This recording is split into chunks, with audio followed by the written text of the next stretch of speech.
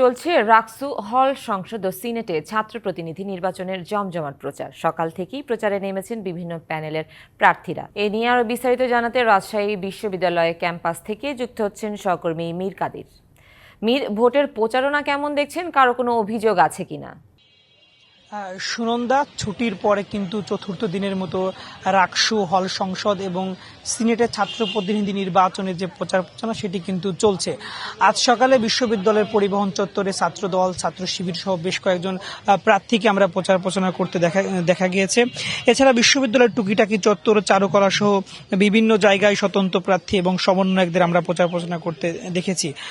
প্রার্থীরা যেটি বলছেন যে ক্যাম্পাস শাটডাউনের আগে যে এক ধরনের জমজমাট পরিস্থিতি ছিল সেটি কিন্তু এখন নেই। তারা দুটি বিষয় বলছেন, একটি হচ্ছে যে ছুটির পরে কিন্তু এখনো সকল শিক্ষার্থী ফিরেনি একটা বিষয়, আরেকটি বিষয় হচ্ছে যে এই নির্বাচন নিয়ে কিন্তু এক ধরনের শঙ্কা কাজ করছে যে যেহেতু মানে শিক্ষকদের যে কর্মসূচি ছিল সেটি কিন্তু স্থগিত করা হয়েছে, তো সেই কর্মসূচি আবার ফিরে আসবে কিনা সেই শঙ্কা কিন্তু তারা করছেন।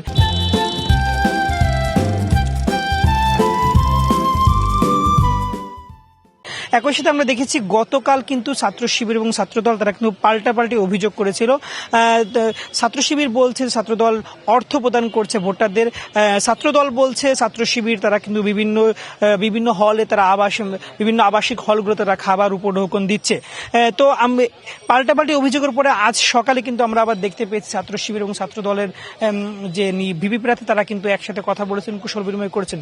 তো তারা যেটি বলছেন যে অনেক অভিযোগ থাকলেও তারা আসলে সৌহার্দ্যপূর্ণভাবেই আছে, তারা একটি সুন্দর রাকসু তারা দেখতে চান।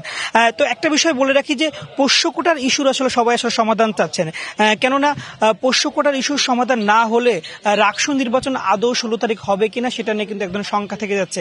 কেননা যদি মাত্র দেখা যাচ্ছে নির্বাচনের 2-1 দিন আগে যদি আবার সেই শাটডাউন চলে আসে সেক্ষেত্রে কিন্তু রাকসু শঙ্কায় পড়ে যাবে।